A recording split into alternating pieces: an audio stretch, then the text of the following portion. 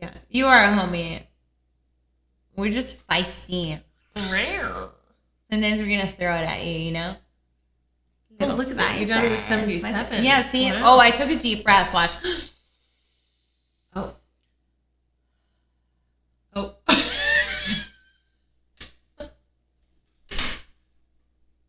It's never been higher.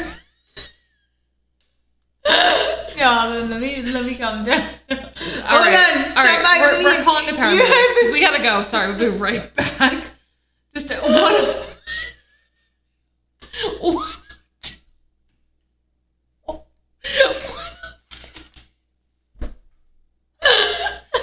Got chat.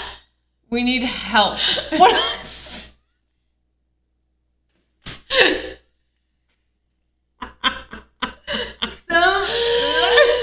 Just wait till we live together. Do you burn chat? Ask the question. Do you burn calories from laughing? Because all we're gonna do is laugh together. Honest to God, for hours on end. We do laugh a lot around All we each do is other. laugh. Like, you know what? oh When you tell them we laugh a lot around each other, it's we laugh a lot at each other. At each other's demise. Like when I told her some sad news today, I could tell she was just like wanted to die laughing, and I loved her for it. I was like, you know what? I would do the same thing. Now watch Today I found them. Imagine yourself, chat. Paint a picture. Let me paint a picture for you. Imagine yourself. It's been 15 months and you're looking for a job. And then all of a sudden you get an offer on Friday that is like, you know, a little bit below what you expected off like salary wise, but you're going to counter today, right? And you're like, you know, I still feel great this morning. Yeah. And then chat. So I've been interviewing, I mean, if you were in this position and you were in this scenario, interviewing for 2 months, and then all of a sudden, like they knew you were fully remote in California. And then all of a sudden, oh my today, God. they said, oh, yeah, the offer we gave you on Friday, something happened Friday afternoon. There was a big, quote unquote, shift up in the department. And you now have to relocate to Milwaukee. Fucking-walkie. What? Milwaukee? Milwaukee. Chat, no shade to Milwaukee. But I live in California as of May of last year. Megan's a Californian. No, she really is. But either way, I came from Massachusetts. I would rather still live in Massachusetts than go to Milwaukee. No shade. No, I get it. Yeah. And they were like, oh, but the same salary, same whatever. You just have to relocate. I go, oh. Which is like super fucked up of them. Yeah. And like, no shade, but I laughed in their face. I go, or shade. You can shade them. I can shade Milwaukee. Yeah, sorry, Milwaukee. We're gonna shade you. Huh? Motherfucking Milwaukee. Yeah. So, that's my predicament as of today, which is why we're about to do a shot ski. Yes.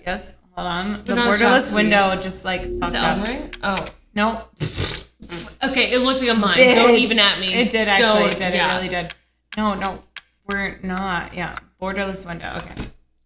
No, it's because I went live on another platform. I was like, I'm going to go live on TikTok if I'm chilling here.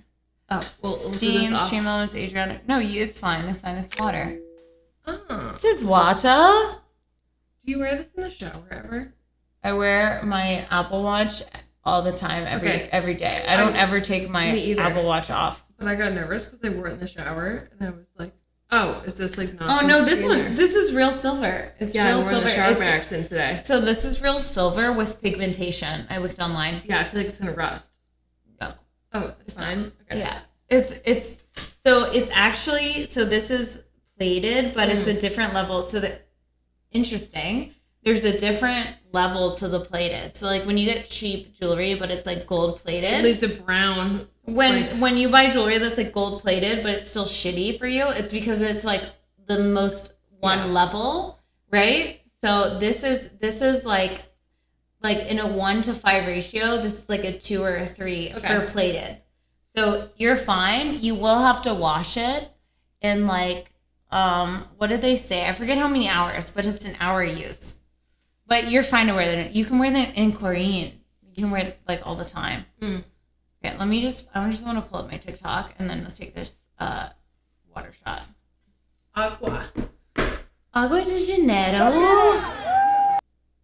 Oh, the Met was today. Yeah. I do like the Met.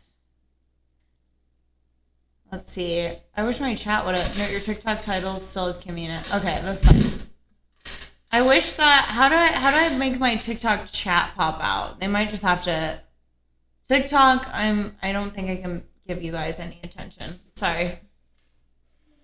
No. Oh, TikTok can see you. But hold on, let me get it. No, I moved. No, I'm gonna make it bigger. Okay, now you can move back. Okay, it's closer. I want you to be closer. Yeah. Ta-da! See, you can move closer a little bit, so you're in front of it. It's like scary shit. See. Okay, cool. So TikTok, I can't see your chat. I'm so sorry, but I'm gonna keep you on. Twitch, cool. Are you ready? You're playing. Oh, let me take this shot of water. Can you see me? Water. They can't even see me. And I'm Jan, tell me. Oh, that was the best. Wait, someone clip that. That was the best clink I've ever heard in my life. It's the cups. Wow, they're nice. You want my weenus on cam? Want some more weenus? Rubbing weenuses. Oh, wow. Actually, it's too weird. That's too weird. It's too close. That's the closest we've ever been. I never touch your weenus again. Everyone, that never happened. Bleep it out of your mind. You guys are jealous. You've never touched your weenus, and let me tell you, never again. Yeah. Super smooth though. I put a lot of lotion. Very smooth. Yeah. Smoothest weenus I've ever rubbed. Okay. For real. Okay, for real. Stop. Yeah, for real.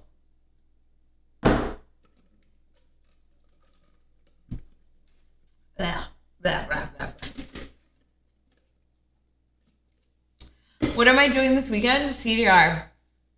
I'm unpacking. I'm literally unpacking. Look how crazy I look in my latest TikTok video. Wait, watch my hair. Your boobs look nice. Oh yeah. They do look nice. And those are real. That's what I'm saying. Those are my real T-tops. Yeah, that's what I'm saying. No bra. That's what I'm saying. Why did it get guys? Everyone, go look at her TikTok right now. Get some views. Yeah, because her boobs look nice. I have my real natural titties in. Why did I get my fake? Why did I get fake boobs? You have big boobs. I have real natural boobies. That's what I'm saying. I know. Why did I do that to myself? For me and my fattest self right now, and you have bigger, you have like naturally nice fucking boobs. Yeah, because I thought I don't know what I thought, but I wish I met you. I've earlier been in the for so long. I've been titty so long that I never really needed those boobs. Never. For some reason, I forgot the level of titty that I was doing and thought I needed more. But that's fine. Who condoned you into it? You know what happened, Chaos? Not to be real, but I'll get real. Who conned you into it? Oh, conned me. Condoned, con, same thing. So I was just broke up with Cade, and he had told me I was fat for 10 plus years. And I broke up with him, and I was still seeing him sometimes. And he was like, "You're so fat." I went to Mexico, and the whole time we were in Mexico together, he told me I was fat the entire time to the pandemic happening, and everyone was stressed out. And I was like, I'm so fucking fat. I should get tits because I'll look less fat. And that's literally why I got fucking titties. Let me show you what I looked like in Mexico, girl. Let me show you the level, because it was, you know what was happening? I had reached a point with Cade to where he finally wasn't able to control me. I was slipping out of, he could see that I was growing, and I was moving past the level of control and reality that he had put on me.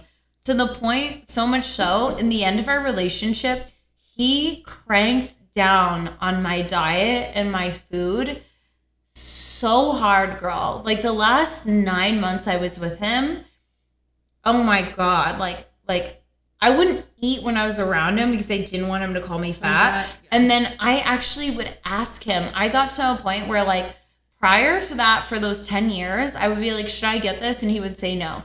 The last 9 months of my dating experience with him, I would only eat what he told me to and order what he told me to. It got to such a weird, misconstrued experience. And the last like 2 weeks of those 9 months, I had started doing self-help books, right? And I was already personally growing so much to where he would tell me I was a certain way. He was like, you're a mean girl and you're a drug addict. And then I'm like, wait a minute. You're selling me, Addie. You're the seller and the supplier. Before you and after you, like, I wouldn't be on this. Yeah. And then also, I'm not gonna talk about it, but yeah. So you're telling me I'm a drug addict. Okay. This is one thing. I self-help books and therapy to understand if I am. Let's figure out this problem. Second thing, you're telling me I'm a mean girl. The one thing in my life, like sometimes I'm mean on camera and I say mean things, but I can tell you guys to the depths of my soul. I don't know if Michael will repeat this. No, I feel I am such a nice person. No. It physically hurts me to be mean to people. Can I say your like name? Yeah. Desiree is the nicest. She truly is a girl's girl. Like, yes. From in like deep to her heart, like all she wants to do is she sees women and she just wants to like build them to be their best self. Yes. Because if they're awesome, I'm awesome, we're awesome. Right. And he told me, I remember, I see the moment in the room, the third time he said, you are mean. He said, you are a mean person. You're mean. You're a mean person. Nobody wants to be your friend because you're so mean. Yeah. And I remember that comment literally pushed me. That's what was the starting point on top of everything I was already going for. Yeah. That was the jumping point where I was like, I'm diving headfirst into therapy because I never thought I was mean. But do you know what probably was the catalyst of that? Was probably him feeding you alcohol or feeding you drugs or something. Yeah. And he was like, oh, you said something. He could just see that I was growing and he saw that I was growing. And you were slipping away from his control. Yes. Yeah. So he was so crazy. And honestly, I got the fake tits because he was just like I don't know. He was the heaviest weight I've ever had to bear through all the things I've ever had to bear. And when he went away, I freaked out and I heard everything he told me and I reiterated it to myself in his voice. And sometimes now I still hear his voice and I have to work past that to where I felt I needed to do something for myself. And getting my boobs done was me taking control when it wasn't. It was unfortunately a very quick fix to a long-term pain. Yeah. And thank fucking God that I am so blessed to have the income to afford multiple surgeries to get myself out of regret and solve the solution in a way that's going to make me feel happy and healthy. And thank fucking God, I also have been blessed to have therapy and recognition to get myself out of that because God. I was going to say, like, it's not only like the money to like, you know, do that's the first regret I have in my life is my boobs. But it's the mental like acuity to be like, hey, like, you know, why did I really jump into this? Yeah. You know, and you were willing to put in the really, really, really hard, like deep work to be like, yeah, you know what? That's when I put my tits back in. So when I took them out, I was like discovering Desiree. So I took them out and then I was like, wow, I'm Desiree. Well, I was with you. I was with Thomas. No, I was with you in Germany and Austria. And you looked at something you had just filmed and you go, oh my God. Everyone on camera is going to be like crazy. Like, whatever. Like something into your head. Yeah. And you go, oh my God, like I literally can't. Like immediately you booked an appointment like while we were together on vacation. Yeah. You're supposed to be like, I get you were just like, again, you were just, you had taken like a vacation, and then when we were on vacation, you're like, I'm just now restarting like putting my self out there. Again. Yeah. Working again, whatever. I remember thinking the internet, and then we were on vacation. Is going to eat me alive. So cruel. And before they even had the opportunity to do so, you went and booked yourself another surgery. Yeah. Before anything went like. So I took my tits out, and I had my tits out for myself as Desiree, and then I existed in that space. Let's put a timeline on it. She did that in end of February. End of February. I took my tits out because I went through a lot of therapy. I was living as Des, being my own life, because Adriana and Desiree are two different people. But also...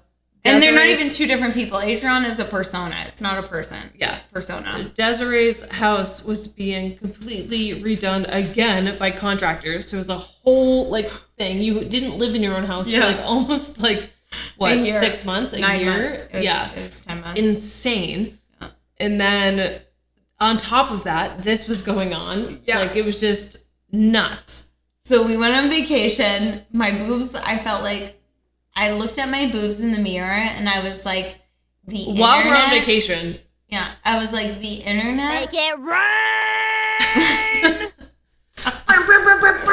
Woo! Money gun! Oh my God. Oh, that's such a nice comment. Sorry. That was actually a really nice comment.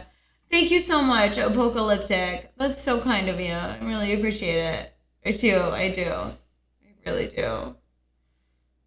You are an inspiration to women in a control relationship. You can survive it. Thank you. So I was on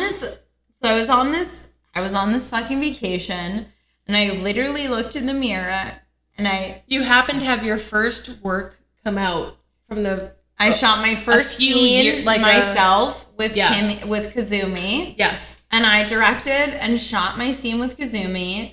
And when I was editing my scene, I saw a minor muscle deformation in my boob that is caused from getting fake titties, and I was like, the internet will eat me alive. And it wasn't like, oh, they're gonna eat me alive.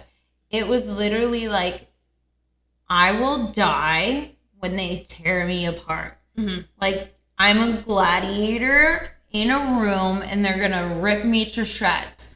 That is sometimes, unfortunately, as a sex worker, the things you go through. I think that anybody in social media goes through a lot of things, but I'm going to be honest with you.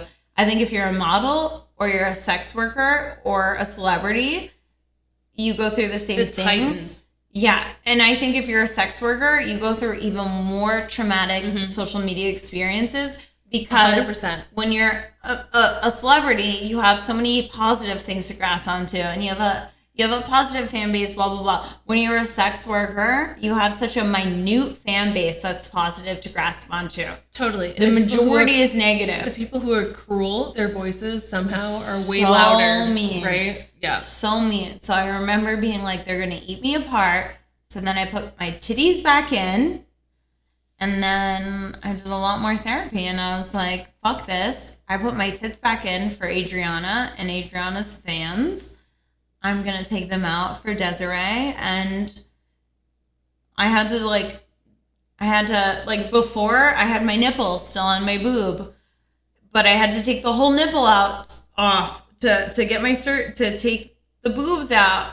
And there's a more chance of deformation when you take the entire nipple off and scarring. And I was like, fuck it, I'm going to jump the gun and risk having more scarring, having more issues, because it's going to feel better for me. And I'm going to be happier as myself. And then I'm just going to have to know that I'm going to constantly have to work towards being happy with my decision on my own versus letting other people control that narrative. Yeah. But I think it was 3 months with my boobs out, and then I put them back in. No, it was. Yeah, because got them out in February, and then all my doctors were like, "You're insane." Yeah. You're insane. You're insane. But wow, it's been such a learning experience. But what a year! Think about how far you've come. Just on your own journey. In this past year. Honestly, I would love to say you guys matter when it comes to a personal aspect. I love Twitch. You guys used to hold so much more power over me as like a collective, but I've started to realize that like the power is me. And when I put less time into caring about you guys on the other end, unfortunately, I feel better. And I've started to understand that boundaries aren't just something you create with people in real life. Boundaries are something you create with people in all aspects of your life. And boundaries are so fucking good to have. And as a sex worker or whatever you go through, it's so hard to recognize you need to have them. But it's so nice. It's so nice. I mean, I think in the past year, the I think like a year ago and prior, I would say a lot of mean things back to people that were mean to me, especially like 2 years and prior. If anybody said something mean, I'd really dig into them. And now when people are aggressive or mean to me, I don't even care. I just don't even see it because it's not like, it's so different from the world that I live in. Yeah. And it only shows them. And I'm not going to even look into the blip of the existence they have because we're so outside of that. Yeah. And I really even think if you that's have what to read it, you stop yourself. Yeah.